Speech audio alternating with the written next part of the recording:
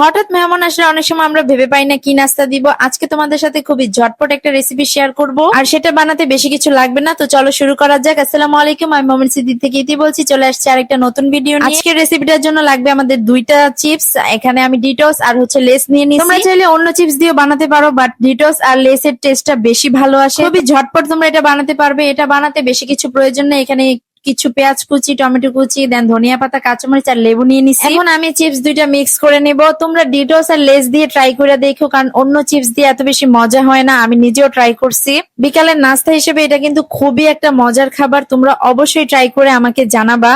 একদম কুইক একটা রেসিপি। তোমাদের মেহমান আসলে হঠাৎ করে অনেক সময় মেহমানরা কিন্তু চিপস নিয়ে আসে, সো তাদের চিপস দিয়েও তুমি এই আইটেমটা বানাতে পারবে। এরপর সবকিছু একসাথে মিক্স করে নিব। একদম বেশি মাখা মাখা করা যাবে না, আলতো হাতে জাস্ট হালকা করে মিক্স করে নিতেছি। এখানে এক্সট্রা কোনো লবণ অ্যাড করার দরকার নাই, যেহেতু চিপস অলরেডি মানে সল্টি থাকে, মশলা যুক্ত থাকে, তো লবণ অ্যাড করার কোনো প্রয়োজন নাই। এখন আমি চিপস গুলো দিয়ে দিব। চিপস গুলো দিয়ে একদম আলতো হাতে এটাকে মাখাবো, যাতে চিপস গুলা পুরোপুরি না ভাঙে।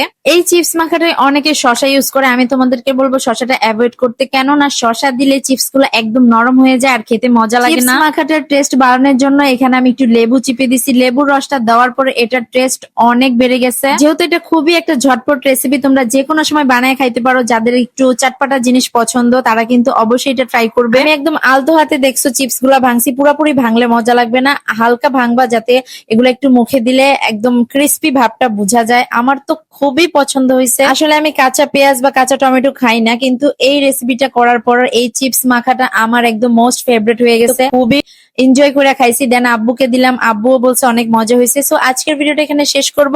দেখা হবে নেক্সট ভিডিওতে। ততদিন সবাই ভালো থাকবে। আল্লাহ হাফেজ।